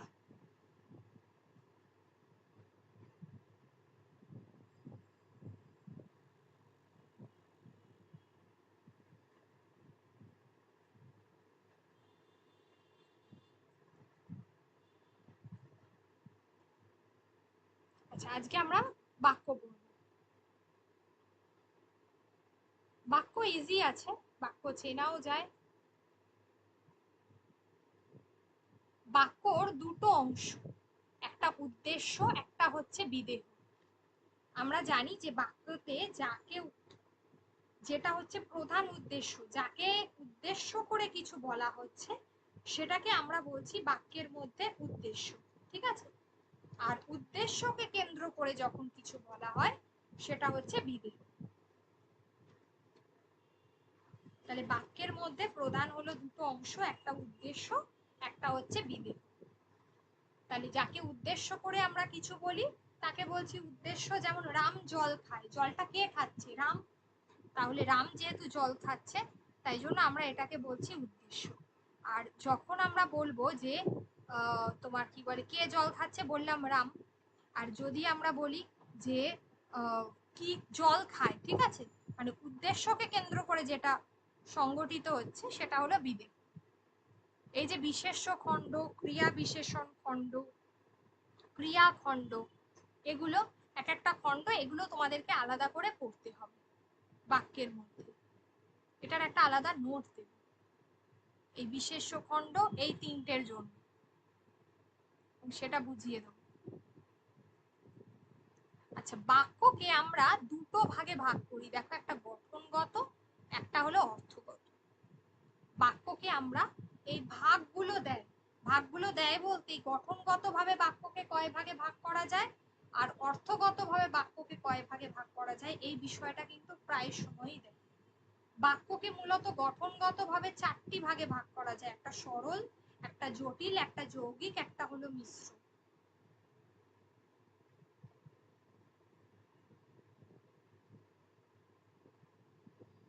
আর একটা হলো অর্থগত ভাবে বাক্যকে কয় ভাগে ভাগ করা যায়, সেটা হচ্ছে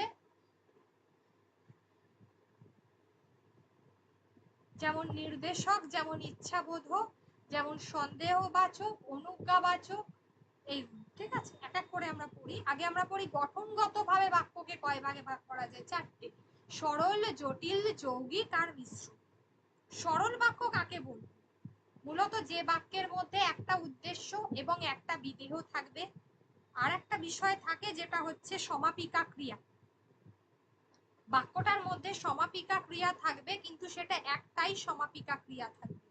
বাক্যের মধ্যে সমাপিকা ক্রিয়া থাকবে, কিন্তু একটাই সমাপিকা ক্রিয়া থাকবে।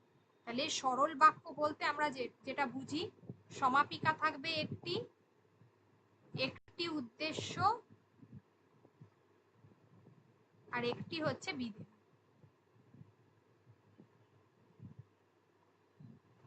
ওকে,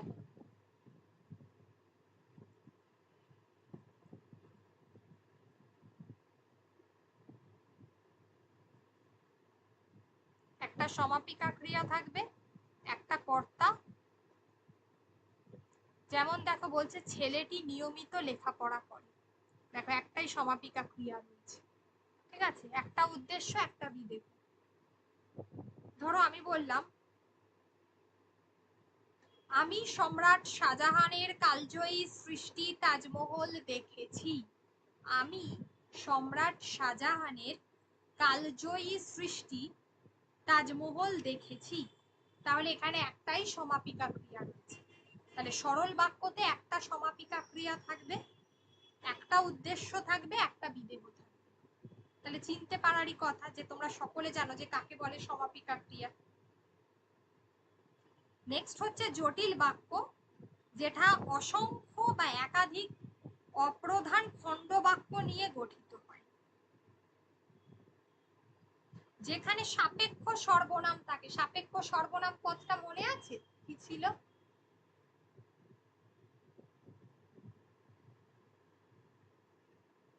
যদি, তবে, যিনি, তিনি, এইগুলো হচ্ছে সাপেক্ষ সর্বনাম, তাই না? মানে একটা ছাড়া অন্যটা চলতে পারে না, সেগুলো হলো সাপেক্ষ সর্বনাম। যদি বৃষ্টি হয় তবে খেলতে যাব না, তোমরা সেখানে গিয়েছি, এই তারপরে হচ্ছে যদি ভাজা পোড়া খাও তবে গ্যাস হবে, যদি মন দিয়ে পড়াশোনা করো তবে ভালো ফল পাবে। দেখেছো সাপেক্ষ সর্বনামগুলো?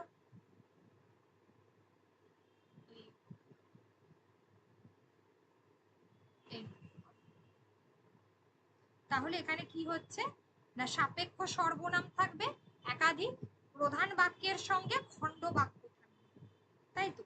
এবার এই বাক্যগুলোকে আমরা তিনটে ভাবে করতে পারি। একটা বিশেষ্য ভাবে করতে পারি এই জটিল বাক্যটাকে, একটা বিশেষণ ভাবে করতে পারি, একটা ক্রিয়ার বিশেষণ ভাবে করতে পারি। যেমন কিভাবে দেখো তো,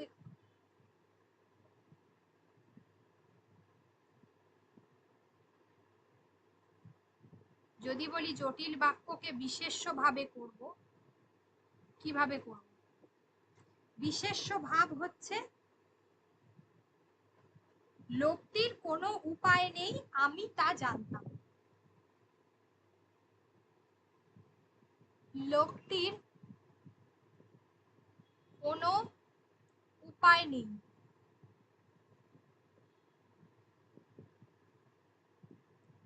আমি তা জানতাম।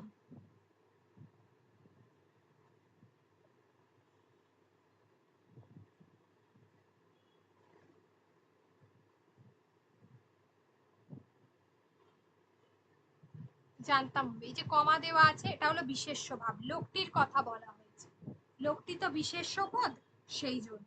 ঠিক আছে। আর বিশেষণ ভাব অর্থাৎ বিশেষণ মানে বিশেষ্যটা এই ধরনের বাক্যে প্রধান হয়। আর বিশেষণ ভাব মানে হচ্ছে দেশের জন্য যারা নিজেকে বিলিয়ে দেন তারা আমাদের নমস্য। অর্থাৎ দেশের মানুষদেরকে আমরা কিভাবে তাদেরকে যে গুণ, তাদের যে গুণটাকে আমরা চিহ্নিত করছি তারা আমাদের নমস্য, সেটাকে বলা হয়েছে। আর ক্রিয়া বিশেষণ ভাব যেটাকে বলা হয়, ঠিক আছে। তাহলে বিশেষণ ভাব, এটা আমি ওই ক্রিয়া বিশেষণ বিশেষ্য খণ্ড যেগুলো আছে ওটাতে আরো একবার পড়াবো। আরেকটা হলো ক্রিয়া, অর্থাৎ ক্রিয়াপদটা প্রধান। যখনই ঝড় ওঠে গাছগুলো আনন্দে দুলে ওঠে, যখনই ঝড় ওঠে তখনই গাছগুলি আনন্দে দুলে ওঠে। এটা হলো ক্রিয়া বিশেষণ বা ক্রিয়া।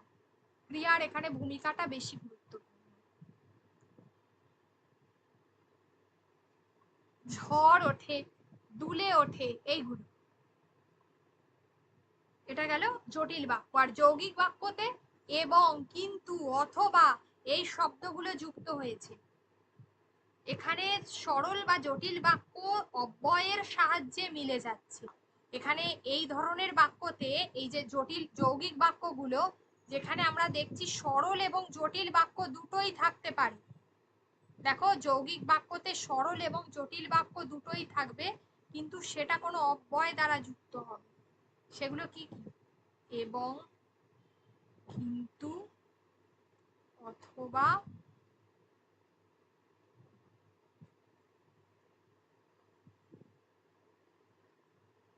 এইগুলো।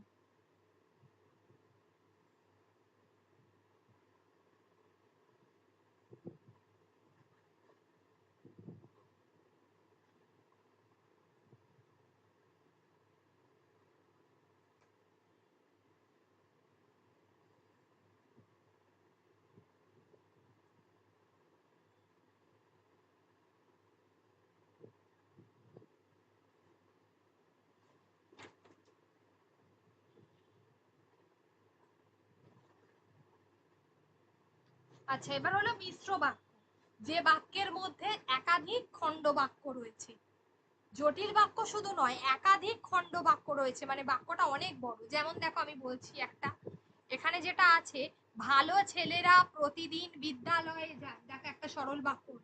আবার একটা অব্যয় দিয়ে যুক্ত, এবং শিক্ষক মশাই যা পড়িয়ে দেন বাড়িতে এসে তাই পড়ে, দেখো একটা বাক্য। আবার একটা বাক্য, কিন্তু বাজে সময় নষ্ট করেন। তাহলে তিনটে বাক্যকে যুক্ত করা হয়েছে। তাহলে জটিল বাক্যে এত বড় থাকবে না, ম্যাক্সিমাম একের অধিক হবে। কিন্তু মিশ্র বাক্যে যখন 3 থেকে 4টে বাক্য এক জায়গায় অব্যয় দ্বারা যুক্ত হবে, সেটাকে আমরা বলছি অপ্রধান, মানে প্রধান খণ্ড বাক্য থাকবে, অপ্রধান খণ্ড বাক্যও থাকবে, সেগুলোকে বলা হচ্ছে মিশ্র বাক্য। আরেকটা হলো নূতনত্বটা হচ্ছে যে এই রাস্তা কেউ মেরামত করে দেয় না। দেখো, আমি একটা লাইন বলছি, নূতনত্ব হচ্ছে যে এই রাস্তা কেউ মেরামত করে দেয় না, কমা দিলে। এখানে কেউ রেলিং বানিয়ে দেয় না, কমা দিলে। দেখো, প্রত্যেকটা বাক্য যুক্ত হচ্ছে। হরেক রকম সাইনবোর্ড দুদিকের পাহাড়ে সেটে দেয় না, দেখো চলছে। বিশেষ সংকীর্ণ সংকট পেরোবার সময় নির্দিষ্ট করে দুদিকের মোটর আটকানো হয় না। ঠিক আছে, একটা পুরো এত বড় বাক্যগুলোকে বলা হচ্ছে মিশ্র বাক্য।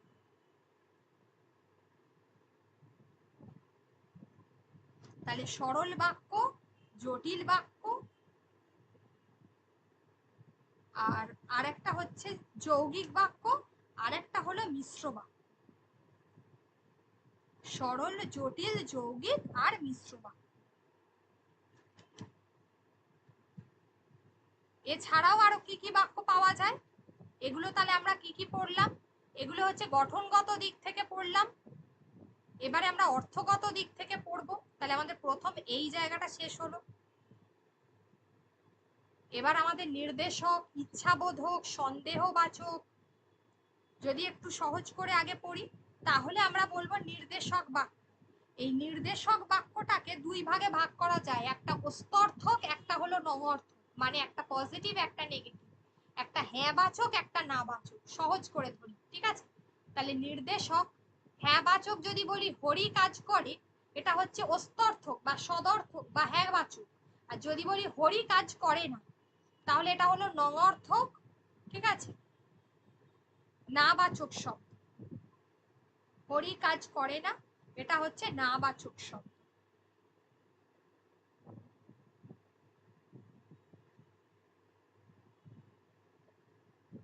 আচ্ছা, এবার যে বাক্যে কোনো বর্ণনা দেওয়া হয়েছে, কোনো ঘটনা, কোনো বিষয়, এগুলোর বর্ণনা, তাকে আমরা ওই সদর্থক বাক্য বলে থাকি। তবে সদর্থক হলে সেটা হ্যাঁ বাচক হতে হবে, অর্থাৎ নির্দেশক, ঠিক আছে? আর নঙর্থক হলে না বাচক হতে হবে।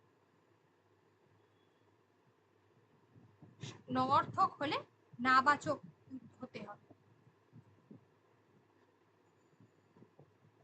আচ্ছা, এটা গেল। এবার ধরো বলছে যে এরপরে কি বলেছে, আচ্ছা আদেশমূলক। আদেশমূলক কি? ইচ্ছাবোধক। ধরো তুমি ঈশ্বরের কাছে কোনো প্রার্থনা জানাচ্ছ, কোথাও আদেশ করছো কাউকে, এই ওইদিকে যেও না, তুমি যদি সাপোজ এই কথাটা বল, তাহলে মন দিয়ে লেখাপড়া করো, ঠিক আছে? তুমি আদেশ করছো। কিন্তু আবার কাউকে তুমি উপদেশ দিচ্ছ, ধরো, তাহলে বললাম যদি ধরো যাও ডাক্তারকে দেখিয়ে এসো, এটা তুমি কাউকে উপদেশ দিচ্ছ, কি ডাক্তারের ওষুধ খেয়ে চলা, মেনে চলা উচিত, ঠিক আছে? এটা হচ্ছে তুমি কাউকে উপদেশ দিচ্ছ। তুমি ভগবানের কাছে প্রার্থনা করছো, এটা হচ্ছে তোমার প্রার্থনা সূচক বাক্য।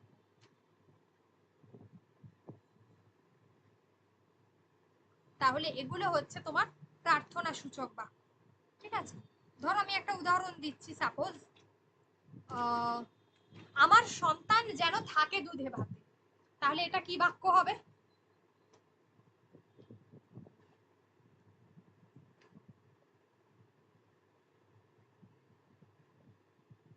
আমার সন্তান যেন থাকে দুধে ভাতে, কি বাক্য হবে এটা? প্রার্থনা সূচক বাক্য, একদম। আচ্ছা, ধরো যদি বলি বোধহয় এবার সেই গ্রামে ফিরবো, বোধহয় এবার সেই গ্রামে ফিরবো, তাহলে এখানে একটা কি বলেছে?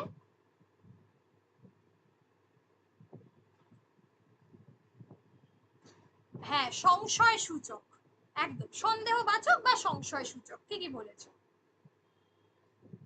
যে আমি বললে সে বোধ হয়, মানে মনে হচ্ছে তোমার, এটা নাও হতে পারে, মনে হওয়া। দেখো একটা সংশয় সূচক, তোমার মধ্যে একটা সংশয় থেকে গেছে, এই যে সম্ভবত তার জ্বর হয়েছে, তুমি জানো না যে তার জ্বর হয়েছে কি, কিন্তু এটা তোমার মনে হচ্ছে।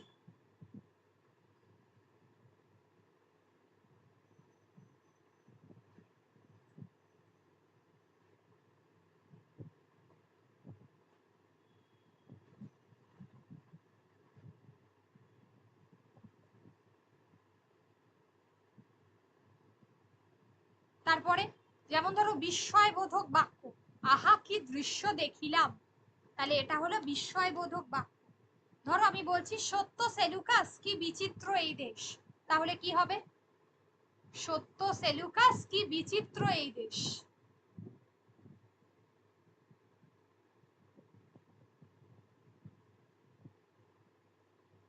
সত্য সেলুকাস কি বিচিত্র এই দেশ, বিস্ময়বোধক বাক্য, একদমই তাই।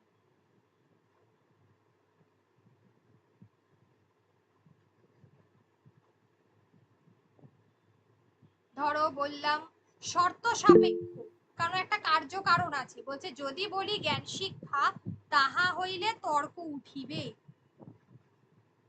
তাহলে এটা কি বলছে? বলছে যদি বলি জ্ঞান শিক্ষা তাহা হইলে তর্ক উঠিবে, একটা শর্ত সাপেক্ষ বিষয় রয়েছে, ঠিক আছে? আর ধরো বললাম এমন বোকা কি দুটো মেলে, তাহলে কি হবে?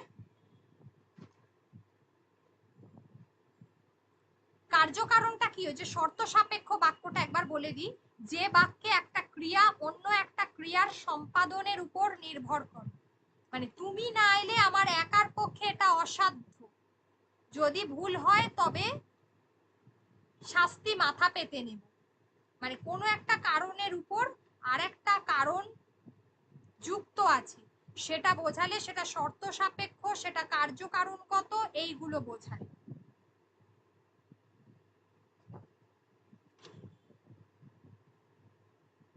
তপবনের কি অনির্বচনীয় মহিমা, কি বাক্য হবে বল? তপবনের কি অনির্বচনীয় মহিমা?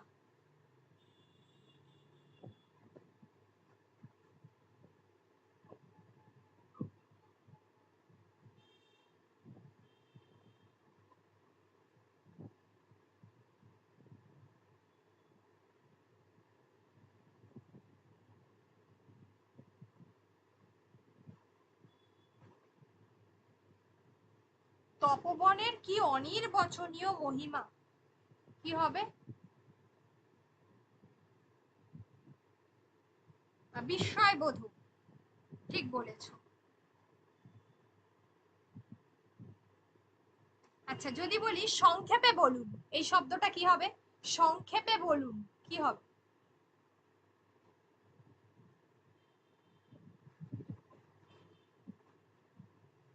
সংক্ষেপে বলুন কি হবে?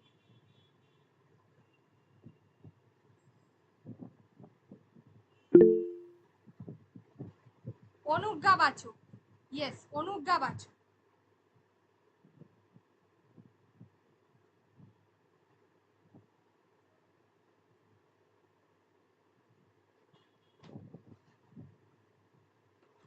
আচ্ছা তারপরে হলো সব দিন সমান যায় না, সব দিন সমান যায় না।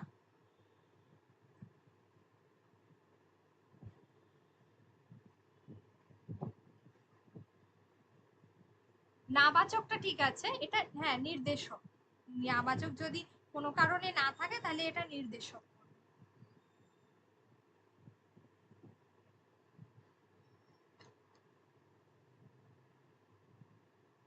মানুষ কি কেবল অদৃষ্টের দাস, কি বাচক হবে?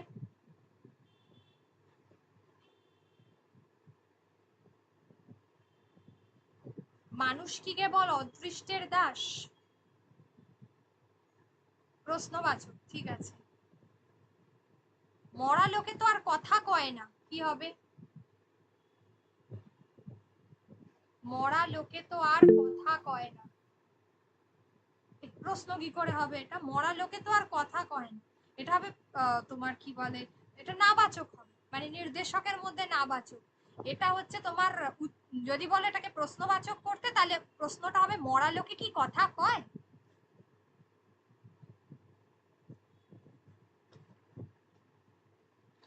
মরা লোকে কি কথা কয়, সেইটা হবে প্রশ্নবাচক। এই তো গুড হয়ে গেছে, তাহলে এটা মানে মোটামুটি ভালোই সবাই উত্তর দিয়েছে। আচ্ছা আচ্ছা কালকে, কালকে রিমিকা ক্লাস করবে তো? কালকে ওই প্রশ্নটা আলোচনা করে দেবো। হ্যাঁ হ্যাঁ ম্যাম, কাল ক্লাস করব। হ্যাঁ হ্যাঁ ঠিক আছে, কালকে ওই কোয়েশ্চেন পেপারটা আলোচনা করব। কালকে হচ্ছে, কালকে হচ্ছে একটু রবীন্দ্রনাথটা করিয়ে দিই, রবীন্দ্রনাথ আর শরৎচন্দ্রটা কালকে একটু করিয়ে দিই, তারপর নেক্সট উইকে গদ্যটা শেষ করতে হবে সাহিত্য সঞ্চয়নের, মানে এই উইকে আর একটা ক্লাস দেবো স্যাটারডে করে, সেই দিনকে শেষ করব। বলো, কারোর কোনো কোয়েশ্চেন থাকলে বলো। কালকে রবীন্দ্রনাথ শরৎচন্দ্র, কালকে রবীন্দ্রনাথের উপন্যাস শরৎচন্দ্রের উপন্যাস শেষ করব, কারণ এই চ্যাপ্টারটা অনেক বড়, এখানে উপন্যাস রয়েছে আবার ছোট গল্প রয়েছে, আবার ভাবছি যে রবীন্দ্রনাথ আর তোমার কি বলে এর দুটোকে এক জায়গায় করে দেবো কিনা, রবীন্দ্রনাথ আর আহ, রবীন্দ্রনাথের উপন্যাস রবীন্দ্রনাথের ছোট গল্প, সেটা করলেই কি বেটার হবে?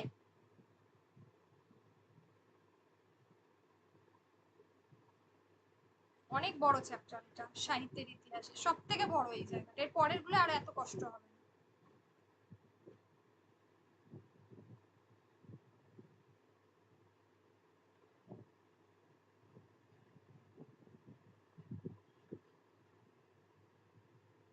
ঠিক আছে সেটাই করে দেবো। আমাকে তো সবই করাতে হবে। জুলাইয়ের 16-এ তোমাদের পরেই যাবে, দেখো কি হয়। মানে 16-এ হয়তো রায় বেরোবে না, কিন্তু বুঝে যাবে।